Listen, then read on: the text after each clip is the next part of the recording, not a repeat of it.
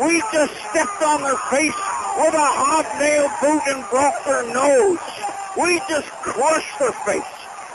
What's up, guys? Welcome back to the Glory UGA podcast, brought to you by our good friends at MyBookie. If you are of the betting persuasion, go to mybookie.ag right now, sign up for a new account, use our code UGA when you do that, and your first bet, guys, is still going to be covered all the way up to $500. It's an awesome deal. It won't last forever, so jump on it while it lasts. But today on this show, I am taking a deep dive into the latest edition of the world's largest outdoor cocktail party, as Georgia looks to make it 5 in a row over the hated Gators. So we'll have a lot of fun with that today, guys. But first, if you are a Georgia diehard, welcome. You've come to the right place. This channel is designed for you by a Georgia diehard. So go ahead and subscribe right now if you haven't already. Turn those notifications on. Like, comment. What are your thoughts on this game? You feeling good? You a little nervous? Where are you right now? I'd love to hear from you guys. So thank you for all your support. I greatly appreciate it, guys, as I continue to grow out this channel. But all right, guys. Georgia, Florida.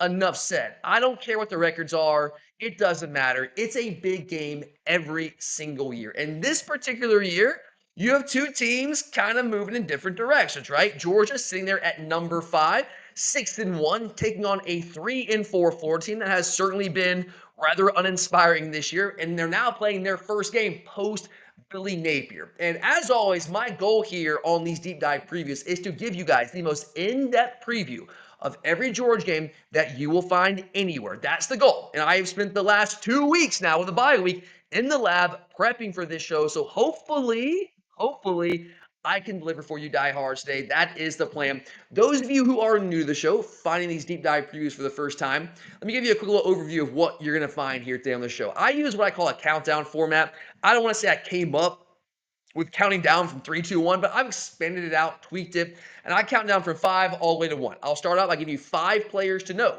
from this Florida football team. 5 players as Georgia fans that you need to know, that you need to be familiar with ahead of this game. Then I'll give you 4 stats that matter, 4 statistics that kind of tell the story of this game, that set the stage for this game. Then I'll give you 3 reasons why, as a Georgia fan, you should be optimistic about the Dogs' chances to win this game. 3 reasons why I like the Dogs in this game, right? Then I'll flip it over. Objectively, we have to look at the other side. I'll also give you 2 causes for concern. 2 reasons why I think Georgia might have a fight on its hands in this game against Florida. And we'll wrap things up with 1 player from the Georgia roster to watch, a guy I think can have a big game for the Dogs on Saturday. So with that, let's go ahead, guys. We do have a lot to break down today, so let's dive in. And we're going to start with our 5 names to know off the top, as we do every single week. We start with the opposing quarterback because I am of the opinion that the quarterback is the single most important position on any football team. And Florida's got a good one, a talented one. That's what we'll call DJ Lagway. So you guys know DJ Lagway. You don't need me to tell you who this guy is. And if you've watched DJ Lagway play through his first year and a half at the college level, you would know, number one, the guy is absurdly talented. Now, what do I mean by talented? I mean physically gifted. He's got the goods. He's got the tools.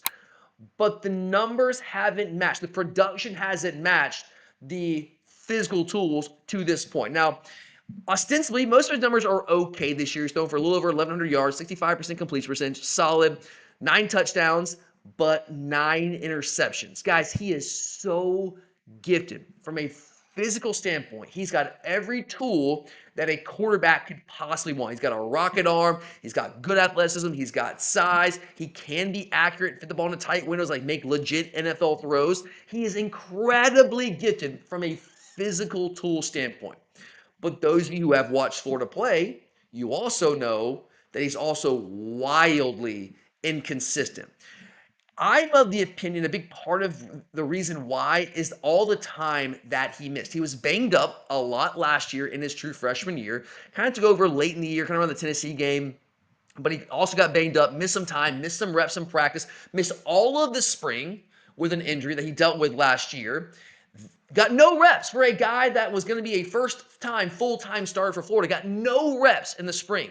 Then you get to fall camp. So, okay, he'll be fine for fall camp. So, like, he'll make up for all those missed reps. Not so fast. Comes down with another injury, a calf injury, which could lead to some Achilles injuries, and you don't want to mess with that. So, basically, missed all of fall camp, the vast majority of fall camp. So, this guy, who last year flashed incredible tools, but also showed you that he wasn't ready to fully play the position, didn't have all the nuances of playing that position down. And I told you guys last year, I told you in the offseason when breaking down Florida, breaking down DJ Lagway, yes, wildly talented.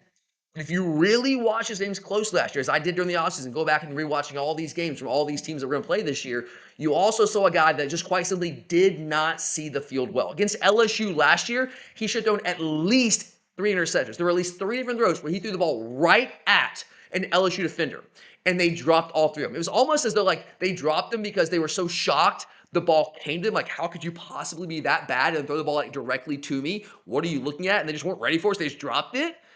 Well, he should have thrown at least 3 picks in that game. He didn't, and Florida ends up winning. And Florida wins. He's kind of taking over the job, and now everybody's like on the DJ Lagway bandwagon saying, "Oh my God, look what DJ Lagway did when he took over. He beat a ranked LSU team. He beat a ranked Ole Miss team." If you really look at the numbers, guys, and actually watch those games, they didn't win those games because of DJ Lagway. Like, he was fine. He didn't kill them, but he wasn't the reason they won those games. Ole Miss self-destructed.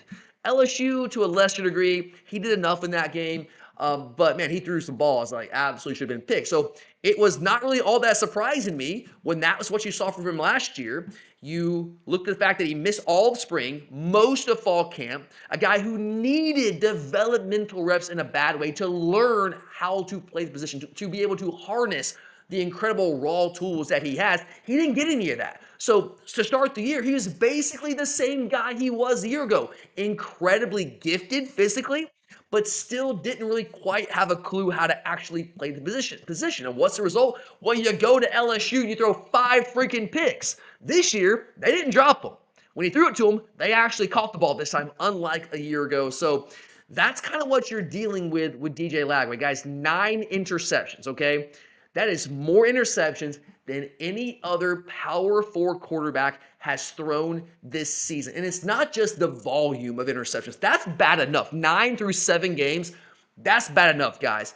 But beyond that, it's how he has thrown those interceptions. Sometimes he's being harassed. The offensive line early in the year had a really difficult time protecting him. They could not run the football very well, so teams were getting them in 3rd and long. They were pinning their ears back and coming after him. The offensive line isn't great, and so he was running for his life. And he would make some really bad decisions when he's under pressure. He still does that. But there are also cases where he's got a decent pocket, not really a ton of pressure, and he just makes like mystifyingly bad decisions. Like, what are you possibly thinking decisions? He did it time and time against LSU. Guys, if he didn't self-destruct against LSU, they would have beaten LSU. And Brian Kelly might have gotten fired before this past weekend. The defense did their job against LSU. He completely wet the bed, was dreadfully bad in that game. Against Mississippi State, he was a big part of why Mississippi State was able to hang in that game. Made some really bad decisions in that game. Against Miami, again, some really bad decisions. The offensive line has not helped them out, but he just makes some decisions that make you question, like, what is going on in your head? What are you possibly seeing out there? So that's what you get with DJ Lagway. Yes, he is capable of making these incredible wow plays, but he's also just as capable of making the wow play the other way, like, oh my God, what are you doing type play. So you never know. You never exactly know what you're going to get with Lagway, but he is extraordinarily talented from a raw physical tool standpoint. All right, moving on here. Player number 2 to give you here. I got running back Jaden Ball, actually from the state of Georgia. A really good back. I liked him last year. He got some run late in the year. Kind of took over as their lead back about halfway through the year when Montrell Johnson was dealing with some injuries. This year, he's been solid. 611 yards, 5.2 yards per rush, 4 touchdowns. Also, he's a guy that'll throw the ball to out of the backfield, 19 catches for 115 yards. And he's a big guy. He's more of a bruiser. He's got good speed. He's a good athlete, but I would not call him a plus athlete. He's 6'1", 231. What I've always appreciated about Ball, and I don't like to use the word appreciate because he's a Florida guy. I don't appreciate anything about Florida. But one of the things I've respected in his game is how physical he is, how hard he runs. Like this guy will put his shoulder down at 231 and just run through you. He has great contact balance. He's not one of those guys that, oh, you hit me, so that means I'm supposed to go down. No, no, no, no. This guy is a throwback, hard, tough, physical runner, and has good feet. Again, a good athlete. I would not say a plus athlete, does not have great long speed, but all the other things running backs have to do, run with physicality, vision, footwork, burst. He has that guy. So he's a really good back. He's gone over 100 yards in 2 of their last 3 games. A little bit of a slow start to open the year. He went for 107 on 27 carries against Texas, which is not a great yards per carry average. Like he wasn't being super efficient from down to down, but that's a really good Texas defense. Well, usually they weren't so great against Mississippi State last weekend, but that is still a Texas defense that has a lot of talent. And they before that game had been really good stopping the run, and Florida had a lot of success running the football against them. That's something I did not expect. And then he ran all over Mississippi State, who has arguably the worst rush defense in the league, right there with Ole Miss. But he put up 150 yards on 23 carries against the Bizarro Dogs. And he is their guy at running back, guys. Like, he is the guy. They don't really split a ton of carries. He gets 67% of their carries from the running back position. 67%. He has 117 carries on the season. Guys, there's no other back on the Florida team that has more than 27 carries right now. Jacoby Jackson's a guy that I thought did some good things for him late last year. I thought might be a 1-2 punch for them, but Jackson's dealt with some injuries, so it's really kind of been the Jaden Ball show at running back for Florida through the first half-ish of this 2025 season. All right, moving on here. Got one more offensive player for you. Florida has really started to utilize in recent weeks 2 really talented freshman receivers. And the guy that made my list is Vernell Brown III. Dallas Wilson's also a freshman who's getting more playing time. It's an explosive playmaker in his own right. But Brown has been the one that has been the guy for them a receiver, not just as a freshman, but like the best receiver on the team. He has 32 catches on the season for 451 yards. He leads the team in both categories. He's a smaller guy, and so is Dallas Wilson. 5'11", 178. Really, the only big-ish receiver they have is J. Michael Sturman, the transfer coming over from UCLA, who we kind of dabbled with in the portal. He ends up going to Florida, and we took Noah Thomas. But Vernell Brown has come on as the guy for them at receiver, and he is a talented playmaker, guys. Again, no, not a big guy, but he's smaller, but he's fast, he's shifty, he's electric in space. They're trying to give him the ball in space, let him go to work. They also will actually use him to attack vertically, which is something that the guy that was supposed to be Vernell Brown before Vernell Brown was Trey Wilson. He was supposed to be that guy, but he never became a vertical threat for them. They use him in the RPO game, the screen game, kind of just give him space to see what he does, but he was never a vertical threat for them. Well, Vernell Brown, they use him in the screen game, they use him in the RPO game, but they'll also use him in the vertical passing game, and he is a threat, guys. He will burn you if you get your eyes in the wrong spot. So definitely a player to watch here, true freshman. Defensively, got 2 names for you. The first guy, I'm going to go Cameron James. Now, Florida has not been a dominant pass rushing team this year. We'll get to that a little bit later. They have not been particularly good rushing the passer. But their most disruptive player in the front 6 has definitely been Cameron James. 3.5 tackles for loss, 2.5 sacks. No, not spectacular numbers. I would say pedestrian numbers. But he is the most disruptive guy they've had statistically. And you watch him play, like he is that guy. He's 6'6", he's long, he's athletic. He plays more like a defensive end position for him. He doesn't play like their version of a jack linebacker, their buck linebacker. He doesn't play that position. He's more of like, I guess, our 5-tech defensive end. But he's tall, he's long, he's athletic, and does have some athleticism that can disrupt what the offense is trying to do. Again, I think he's the most disruptive player they have in that front 6. And number 5 here, last player to know from this Florida team, linebacker Myles Graham. Guys, this guy is extremely talented at the linebacker position. He is the heart of the Florida defense. He leads the team in tackles, is tied for the team leading tackles for loss. He's a true 3-down inside linebacker. He doesn't come off the field often. He's good between the tackles. He can fit against the run. He's really good side on the sideline. He's got really good speed, a really good athlete, and he can also cover. Like, he will stay on the field most snaps. Now, you got to give him a breather every now and then, but he is a true new age 3-down inside linebacker who is a really talented guy. I think he's a future NFL player. Absolutely. So those are the 2 guys, if you're looking for the Florida defense, those are the 2 players more than anyone else on the roster to watch out for on Saturday. All right, guys, let's move into our next section here. Let's go to 4 stats that matter. 4 stats that kind of set the stage, tell the story of this game. And I'm going to start with what Florida's really struggled with this season. Defensively, they haven't been a train wreck. They haven't been elite. They've been good enough. They've been solid on defense. but they have more or less been a train wreck offensively, and that is ultimately what got Billy Napier fired. They are 14th in the SEC and 63rd nationally in offensive efficiency according to FEI ratings. And that's been the problem, guys. The offense has been the problem for this Florida team. Their defense has kept them in games. Again, hasn't been dominant, but has been good enough. Nobody cracked even 400 yards of offense through the first 5 games. Nobody put up more than 26 points on that Florida defense, including Miami, through the first 5 games of the season. If you watch against LSU, you know the defense and everything you'd have asked them to do in that game. Gave them every chance in the world to win it. But the offense let them down. Lagway particularly, but the offense in general let them down. Same thing against Miami. The defense did the job against Miami, gave them a chance to win that game on the road. But the offense simply could not get it done. They couldn't block anybody out front. Ruben Bain, Akeem Estador just ran wild on that Florida offense. So it's the offense that has dropped the ball. They are the part of the team that has let this team down. They have not done their part. In fact, guys, if you look at the FEI ratings, the offensive efficiency ratings, the only 2 teams that have a lower offensive efficiency rating in the SEC are South Carolina and Kentucky. And if you've watched either one of those teams play, I know you watched Kentucky play at least one time, you know what kind of company Florida's in. Kentucky is so bad on offense. South Carolina is terrible on offense. They had some moments against Alabama, but they are not a good offensive football team. They can't run the football. They don't really have much explosiveness in their game. You have a guy like Norris Sellers at quarterback, and you still can't really generate a lot of offense. You got problems, right? And Florida is in that range with their offensive efficiency. And guys, that also means, like, you look at some of the other offenses in the SEC that have really been struggling this year. Look at Auburn. We know how bad that offense is. You saw it a couple weeks ago, right? Texas has been just awful on offense, like mystifyingly bad. Like when you have Steve Sarkisian as your offensive coordinator, you have the second coming of Jesus Christ himself, Arch Manning, as your quarterback. LSU, their offense is based on what got Brian Kelly fired. All those teams have been terrible on offense, but they have better offensive efficiencies than what the Florida offense has so far this season. So that kind of gives you an idea of why Florida has struggled so much this season. Now, what is it about the Florida offense specifically that has led to so many struggles, that has the offensive efficiency so low for this Gator team?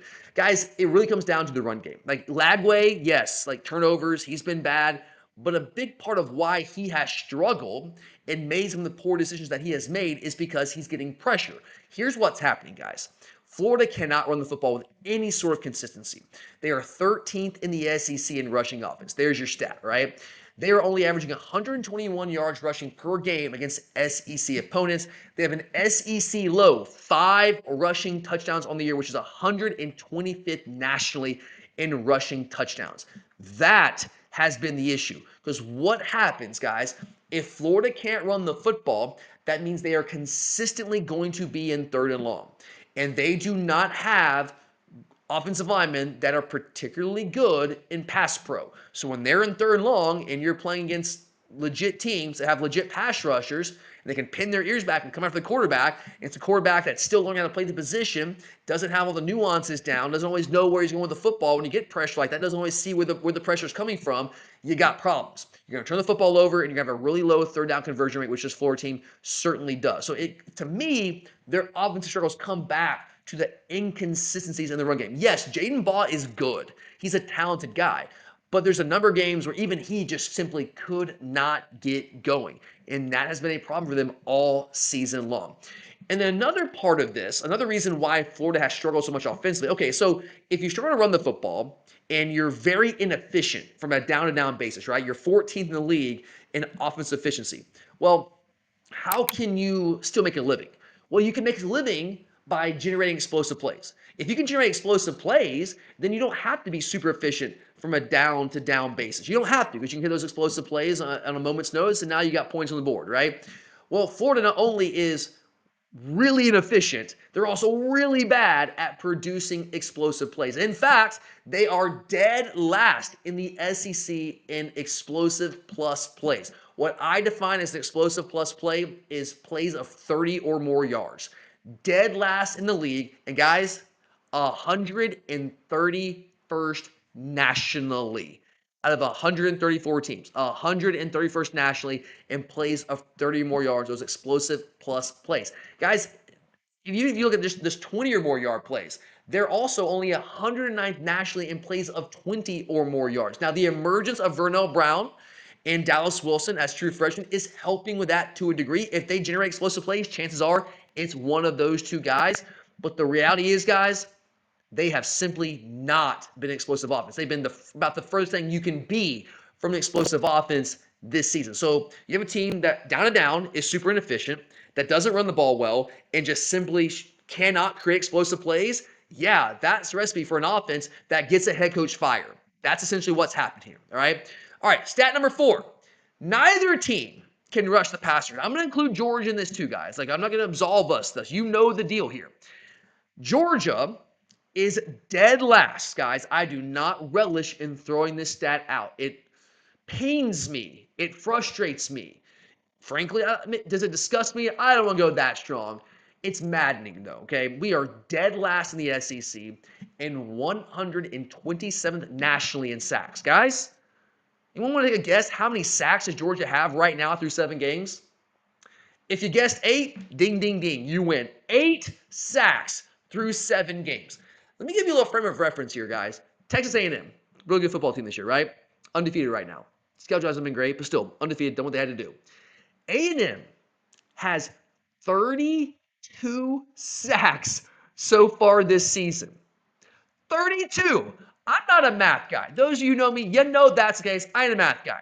I can do that math, though. That means that Texas A&M has 4 times more sacks than Georgia does through the first 7 games this season. That is almost inconceivable. It is borderline miraculous that we are 6-1 right now with the schedule that we have played with that number. 8 sacks through the first 7 games. Crazy stuff. And guys, 7 teams in the league have at least 21 sacks. 117 teams in the country at least have double-digit sacks, have 10 or more sacks on the year. We got 8. It has been a problem. Now, I will say there have been signs of life with the pass rush in recent weeks. I thought we did a good job in the second half of affecting Jackson Arnold. Didn't always get him on the ground, but affected him. And that was nice to see. Against Ole Miss, we had a number of chances. We had some good reps, but we just couldn't get the guy on the ground. Couldn't get Chambers on the ground. So we're showing signs of life there, but you also have to get the guy on the ground, right? 8 sacks. If the stats don't lie, guys. 8 sacks. A&M's got 32. 7 teams in the league have 21 or more. We're sitting there with 8. It's just not good enough, guys. On the flip side, Florida, they're better than Georgia rushing the passer statistically, but not that much better. They have 13 sacks to our 8, but the 13 sacks puts them at 13th in the SEC, which is better than dead last, okay, give them that, and 94th nationally. Now, I will say this, though. On a game-by-game basis, they don't rush the passer well, guys. They have 13 sacks. 10 of them came in 2 games. They had 6 against Texas a couple weeks ago. If you watch the game, you know Arch Manning running for his life, getting beat up. And they had 4 the week before the bye week against Mississippi State. Those 2 games, they had 10 sacks. Prior to that, so what's that, the first 5 games of the year, they had 3 sacks combined. So, yeah, the numbers look a little better right now. That's the recent thing. Most of the year, they have been just as bad, if not worse than us, rushing the passer. Now, I will say this. I think they have some guys that are more equipped to rush the passer or more advanced than our guys right now. Like Tyreek Sapp's guy's been around for a minute. He's not elite, but he's a solid pass rusher. George Gums Jr. hasn't been elite, but has got some athleticism, has some ability. And the guy we talked about, a defensive end, you got Cameron James, a guy at 6'6", athleticism, has some ability there.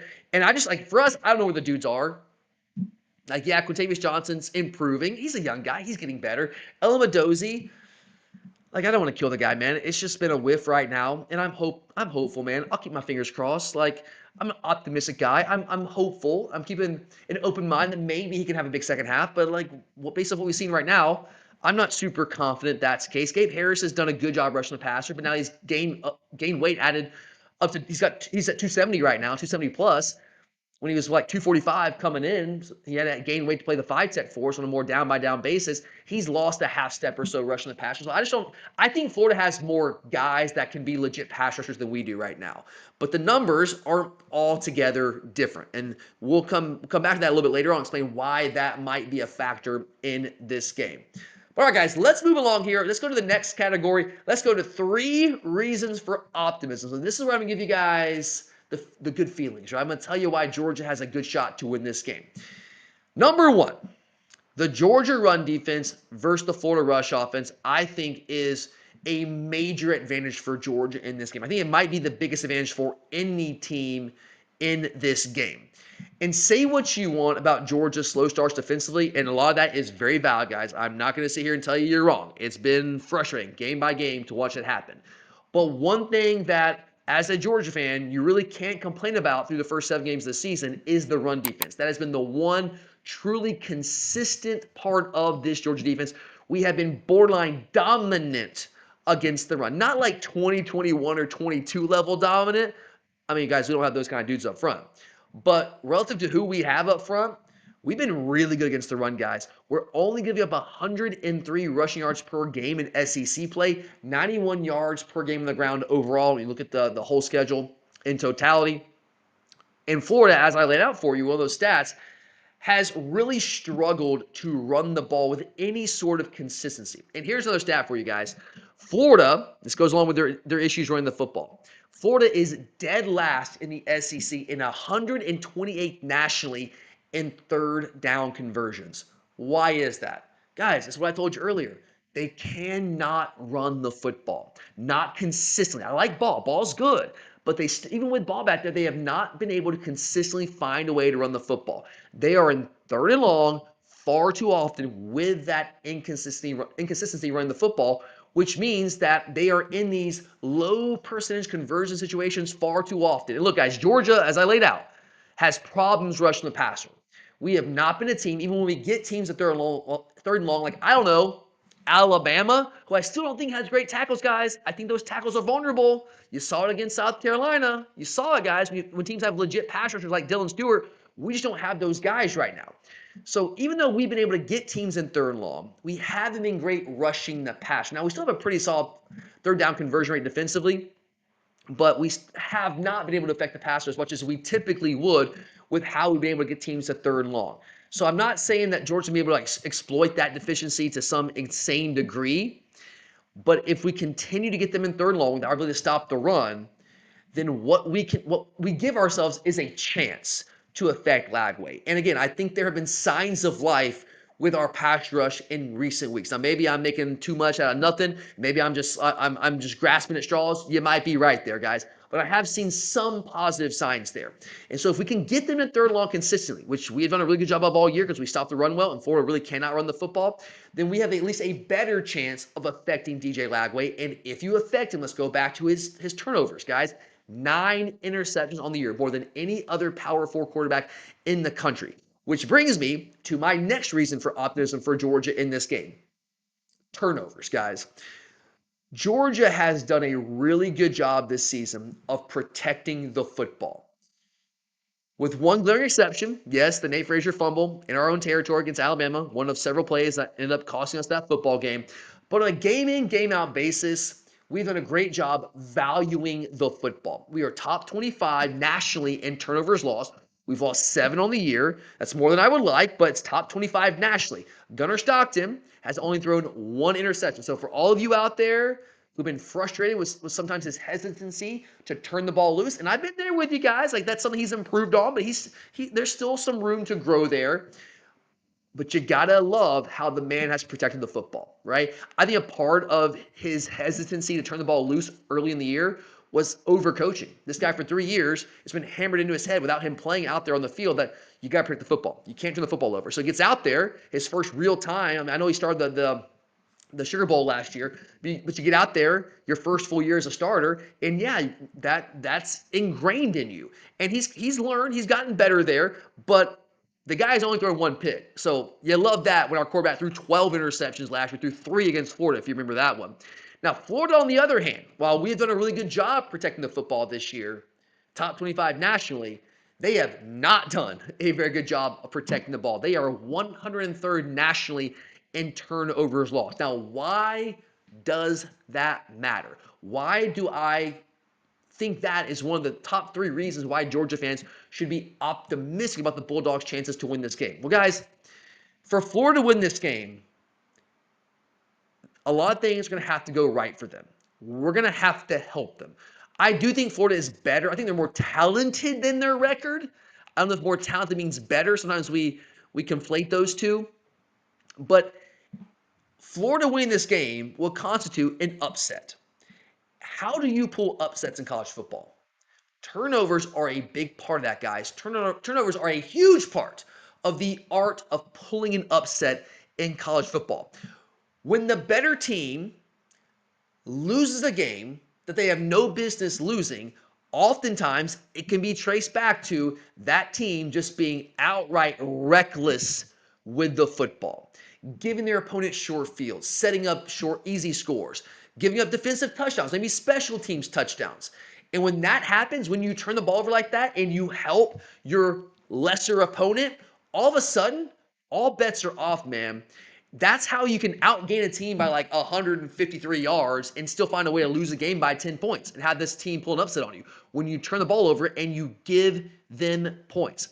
But so far this season, and guys, season's not over. We're more than halfway through the season, but so far this season, Georgia has just simply not demonstrated a propensity to turn the football over like we did to a higher degree last year with Carson Beck. Now, if that continues this weekend, if we continue to put a premium on protecting the football and do not give Florida short field, do not give them defensive or special team touchdowns, I do believe it is going to be difficult for Florida to pull the upset because make no mistake about it, guys, Georgia is the better football team. But the talent gap between the teams is not so wide that Florida is not capable of pulling the upset if we do things to help them, like turn the football over, right? So that's the key here, guys. Protect the football. Georgia's been really good at that this year. If that trend continues, and we have no reason to believe it won't. Now, turnovers are kind of random, but we have no reason to believe it won't, especially with how Florida isn't great rushing the passer, isn't an overly disruptive defense. Then I do think Florida's going to have a hard time finding a way to ultimately pull this upset. And finally, guys, I've got one more thing for you here today. I believe that Georgia simply has the better quarterback right now. Now, that might not be as big of a factor for some people out there, but I put a premium on quarterback play, guys. We see it time in and time out. Quarterback play can be a separating factor in games like this. Now, I hear you. Some of you who are out there saying, like, dude, come on, Tyler. DJ Lagway is the one with the NFL future, and you're probably right. I do think from just a raw physical tool standpoint, DJ Lagway is a more physically gifted quarterback. I am not going to argue with that. Like, I actually agree with that. I do. If he can figure out how to play the position, he's still young. He's got time. If it ever clicks for him, he almost certainly has a higher long-term ceiling than Gunnar Stockton. Will have a better NFL future, a longer career in the NFL than Gunnar Stockton will. But I don't really care about what he does in the NFL right now. I don't care about what his ceiling is down the road. I care about what version of DJ Lagway are we going to see in this game. And this is gonna kind of bleed into my one of my causes for concern. So I know some of you are gonna think I'm talking on both sides of my mouth, but when I look at this quarterback match, I know they're not on the field at the same time, but the quarterback is the most important position on the field, and we simply have a steadier quarterback, a guy that game in and game out has made more plays than DJ Lagway has. And I don't care about what you say long term. Like, yeah, DJ Lagway is super talented. I told you guys that. I 100% agree with that. I talk about that all offseason. He's wildly talented from a physical standpoint, but he hasn't put it all together on the field. Gunnar has come into his own, guys. Like, he was shaky at times-ish early in the year. I think too much was made of that, as I said at the time. And now we started to see that. And but Gunnar has come through time and time again in the biggest moments. He's come up huge in the biggest moments. He's been, I think, arguably the most clutch quarterback in the country this year. Like, name me a guy. I said this last week. Name me a guy who has come up bigger in the biggest moments this season at that quarterback position than Gunnar Stockton. I don't know who it is, man. Like, when all the chips are down and your team needs you, who has showed up more consistently in those biggest moments than Gunnar Stockton this year? I don't know who that guy is, guys. I really don't. So Gunnar's come up huge in the biggest moments. What has DJ Lagway done in the biggest moments? Face plant. No show. He's been about as small as you can be in the biggest moments. He's let his team down. While Gunnar has carried his team and lifted his team up, Lagway has let his team down time and time again in the biggest moments. So I know, I get it. Lagway's probably going to be more of an NFL guy than Gunner is. I'm not going to argue with that. I know Florida fans who found this video, I hear you right now. I know what you're saying. I'm not arguing that point. I'm arguing who has been the better quarterback so far this season? Who's been the steadier hand? Who's been more clutch? Who's been a better leader for his football team out there on the field? Who's been more consistent? It's Gunner Stockton, Gunner Stockton, Gunner Stockton, Gunner Stockton, checking all those boxes, 100%.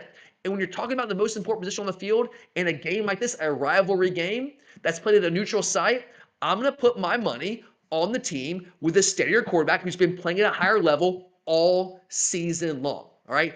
So for me, that is a reason for Georgia fans to be optimistic about Georgia's chances to win this football game. All right, let's flip things over, guys. Now let's look at the other side of the equation here. While I do think there are real reasons why Georgia fans should be optimistic about the Dogs' chances to win this game, there are some legitimate causes for concern. And guys, I'm not going to lie. You'll figure this out pretty quickly as I go through this. I'm a little nervous about this game. It has my full attention. Let's just say that. And let's talk about why. All right, let's start with this. Now, when I look at this match between Georgia and Florida, going back and breaking down, I've watched every one of Florida's games. I've watched most of their games throughout the season. I went back during the bye week and watched every one of their games again from all 22. And when I look at that Florida team compared to this Georgia team, look at the matchups, I don't really see a matchup out there in this game where I look at it and say, yeah, that's going to be a problem for Georgia. Like, Florida's got a clear advantage here in this area. I don't really see one of those guys. Like for Auburn, I saw one for Auburn. I told you guys back when we did our deep dive preview a couple weeks ago. I was terrified of that matchup with the Auburn defensive front, which I think is the best defensive front we're going to see all throughout the regular season against a Georgia offensive line that's had its struggles this year and was coming to that game banged up in a bad way, playing on the road at night in a crazy hostile environment, one of the toughest places you can play in college football, especially at night in a rivalry game. So we're not going to have the benefit of the snap count. I was terrified of that matchup. I was like, oh my God, man, I don't know if we can block them. I told you guys that. So I thought that was a matchup advantage for Auburn. That was a real legit matchup concern for me. Against Ole Miss in our last game, it was their ability offensively to generate explosive plays. Coming into that game, they were the most explosive offense in the country. More explosive plays of 30 or more yards than any team in the country. And you guys have seen throughout the year, we have had some issues giving up explosive plays defensively. That's been a problem for us. Like we're good on a down basis, but every now and then we'll blow an assignment, give them an explosive play. We saw against Tennessee, we saw against Alabama to a lesser degree, but we saw some there. Even Kentucky was able to generate a couple of explosive plays against us, and they're freaking terrible on offense. So that was a matchup that I thought favored Ole Miss, and that was a real concern for me coming into that game. But with Florida, looking at this Florida team, there is just not one match that I look at and say, yeah, man, like I'm freaked out. That scares me. That's going to be a problem for Georgia in this game. But here's what does concern me. And I know it's going to sound like I'm talking out both sides of my mouth, right? But let me reiterate this. Based off what we've seen through the first 7 games of each team's season, it is very clear. I don't think you can remotely argue the point that Gunner Stockton has clearly been the better quarterback so far this season. His production on the field has been far and away better than DJ Lagway's production. The guy is accounted for 17 touchdowns, throwing 1 pick. DJ Lagway, 9 touchdowns, 9 interceptions. And I'm talking about some horrific interceptions. Gunner Stockton's come up huge when his team needed him. DJ Lagway's kind of disappeared and been almost like an albatross around the neck of Florida at times when they needed him the most. It's been a reason why they've lost some of those games that they have lost. However, let's go back to what I said earlier about Lagway. He is wildly talented, guys. The tools are there, okay? So what concerns me is this. What if we do, for whatever reason, get the best version of DJ Lagway in this game? Now, the odds are we won't, because if you watch them all year, you see a guy that's just struggling to play that position, doesn't see the field well, hasn't mastered the nuances of that position, isn't always comfortable, doesn't always have the right feel in the pocket, will leave the pocket too soon, leaves plays out in the field, makes some wildly mystifying decisions throwing the football. That's what you see far more often than good DJ Lagway. But every now and then, you'll see him make a play, and you're like, oh my God, what a freaking throw. Now, he doesn't do it consistently, but it's in him. It's in there, guys. So what if we get that version of DJ Lagway? He is the poster child for the inconsistent quarterback. He is capable of making those wow throws that only like a handful of quarterbacks in the country, we're talking like 3 or 4 guys in the country, can make. He's capable of that. He can make legit NFL throws. He is incredibly gifted from a physical standpoint. He's also tough to get on the ground. He's a good athlete, can extend plays. He effortlessly flicks the ball, guys. Like the ball coming out of his hands, like the way it comes out of his hand is gorgeous, man. It's a thing of beauty. It's just effortless arm strength. So many physical tools. But he got behind in his development, like I said earlier, and he still does not always see the field. So, yeah, he'll make an incredible throw like 2 or 3 guys in the country can make, but then he'll follow it up with one of those just like mind-blowingly bad interceptions, like the what are you thinking stuff.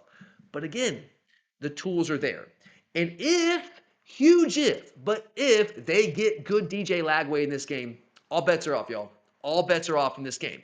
Now, again, odds are they won't. Odds are, based on what we've seen through the first 7 games, they aren't going to get good DJ Lagway. But possibility does exist there. He's been bad far more than he's been good this year, but there is good in there. And does he have just one random game of lucidity where he all of a sudden puts a Superman cape on and he's that guy that Florida fans wanted him to be and thought he would be coming in the season? That possibly does exist. It might be a faint possibility, but it exists somewhere out there in the ether. And here's this too, guys. Yeah, he struggled more than he's been good this year, clearly, if you watched him play. But, so I go back to the Georgia pass rush.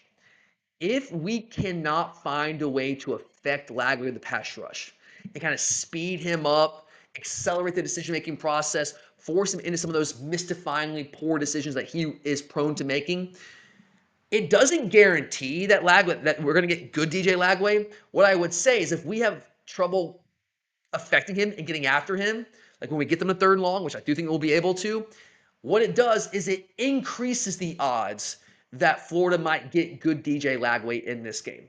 And if they do, guys, if they get good DJ Lagway, again, watch out.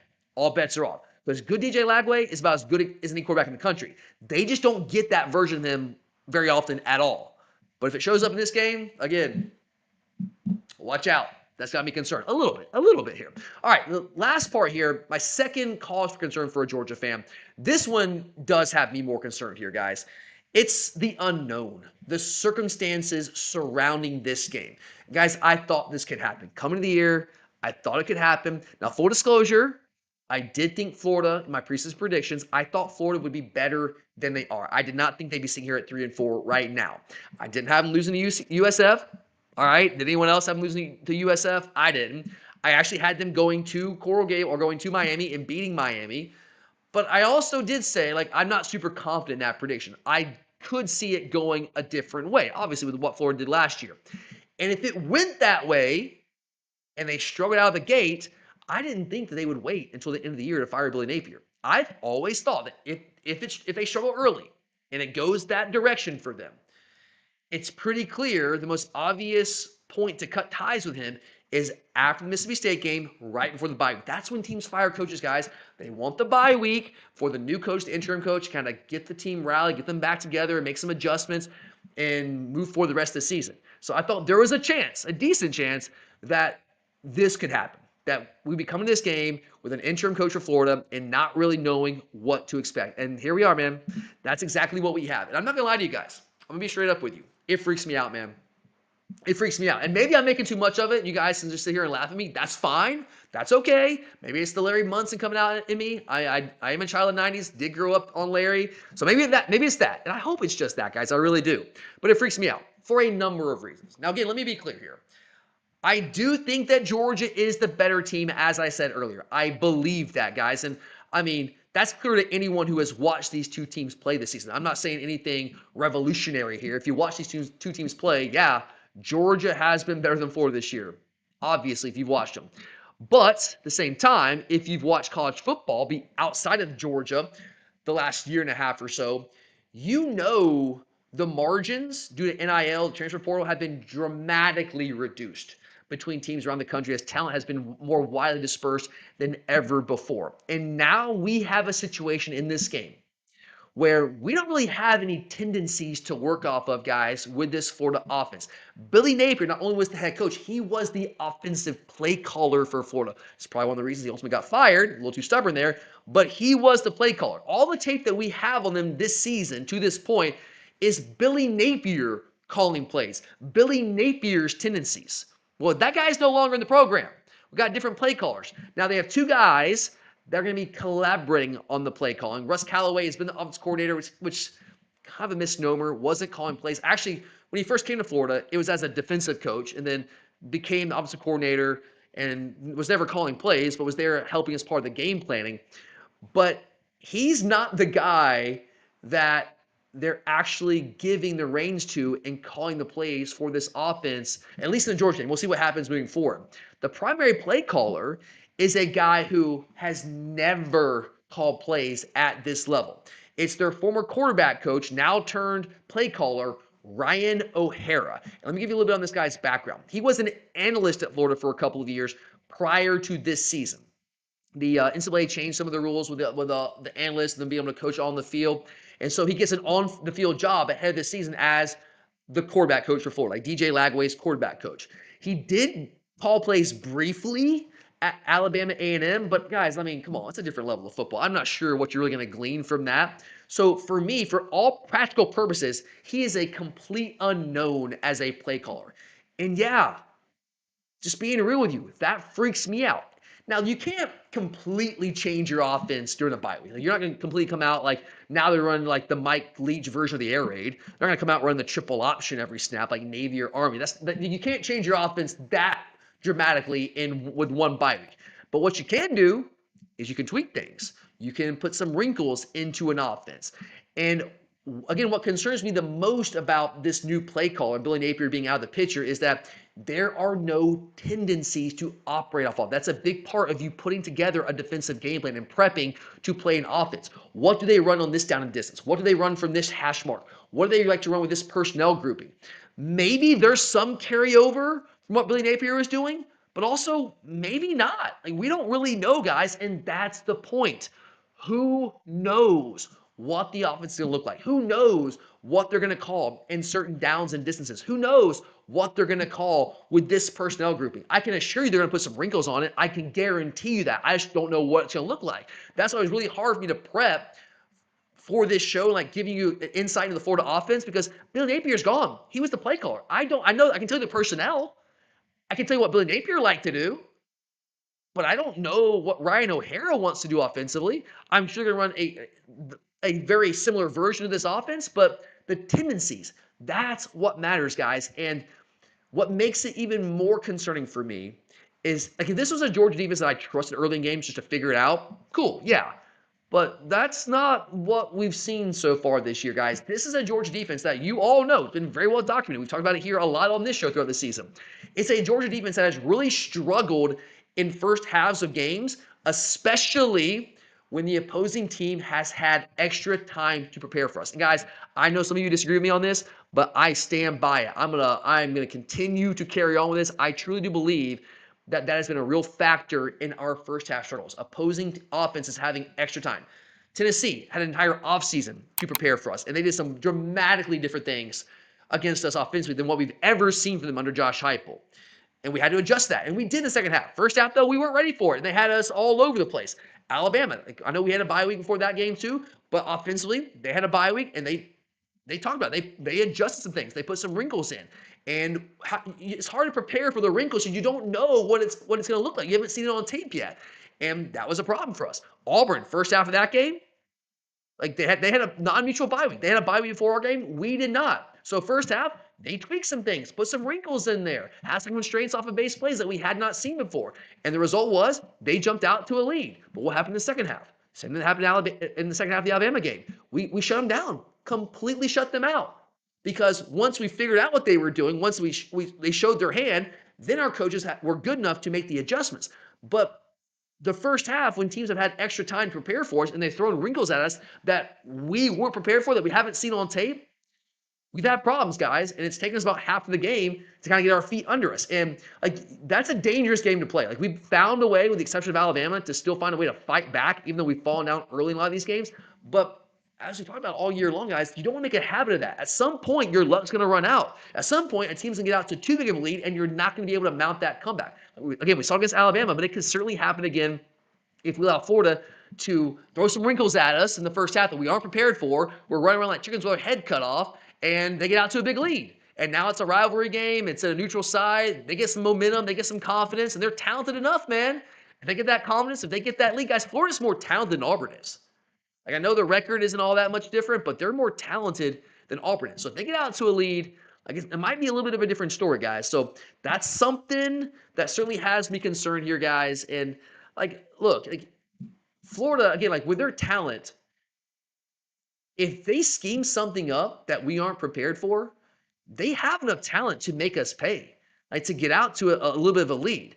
And then there's this side to it also, guys. Another part of this, the uncertainty that has me freaked out. How many times have we seen a team whose coach just got fired come out swinging in their first game post firing? I've seen it time and time again, guys. That doesn't happen every time. It's not a hard and fast rule, but dude, I have seen it over and over again, year after year. It happens, man. It's that first game. That first game after the coach gets fired, it's like they rally around the fired coach. They rally around each other. They come together and they come out with their best showing in that first game after the coach is fired. Now, after that, they usually revert back to being the same team that got their coach fired in the first place. That first game, it's usually a different kind of team, and they kind of come out playing inspired football. Now, a lot of teams, even though they might come out playing inspired football, their coach got fired for a reason because they're not very good. So a lot of these teams, even though they might come out and give you a better showing than they had prior to the coach getting fired, they're still not good enough to actually pull the upset to make it really matter all that much. But again, Florida is a little bit different, guys. They do have real talent offense. Those freshman receivers, they're legit talented. Jaden Ball is legit talented. DJ Lagway, gifted. What version will we get? Who knows? But if you get the right version, the guy is wildly talented. So if you mix all that together, the uncertainty with the play calling and what that's going to look like, the issues we've had when teams have had extra time to prepare for our defense, and you throw in a lot of times teams come out swinging right after their coach got fired. Mix it all together, guys. It is a toxic combination of sorts. Again, maybe I'm making too much of it, but let me just say this. It has my attention, all right? It has my attention. I'll leave it at that, all right? Last thing here, guys, one player to watch from the Georgia football team, a player I think can have a big game for the Dogs on Saturday against Florida. I'm going to go wide receiver Noah Thomas in this game. Now, hear me out. I know a lot of people are concerned about Colby Young going out for good reason. The guy's playing a really high level for his really talented receiver.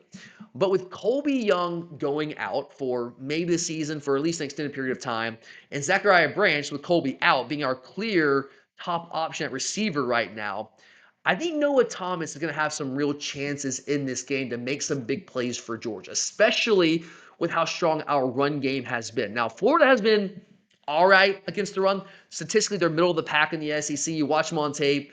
Like, they're solid against the run, but they'll miss some run fits. Defensive line, interior defensive line isn't overwhelmingly. Like Michael Burrow's a guy that I really want to come out of high school. He's kind of coming on late for them, or recently for them lately. He's a talented player, but outside of him, like they don't have like studs on the interior, so they're fine stopping the run. Not elite, not bad. Like they're kind of middle of the pack there. But with what they know of our offense, guys, we run the ball 58% of the time on offense. So that, combined with the fact that our ex-receiver, Colby Young, is not going to be playing in this game, I do expect Florida to come out defensively, getting bodies in the box early and often to try to take away our run game. This is what we like to do. That's what we're best at right now, to try to take away our run game and get us into third and long. And force Noah Thomas to make them pay for that. Force us to throw them out of those looks, which is what teams did to us last year, guys. Like without Colby Young, teams come out, stack the box, take away our run game, and dare us to throw them out of it, and we just simply couldn't. Like we could not consistently enough throw them out of those looks. So I think that's probably, if I had to guess right now, predicting forward, what we'll see Florida do coming out in this game defensively.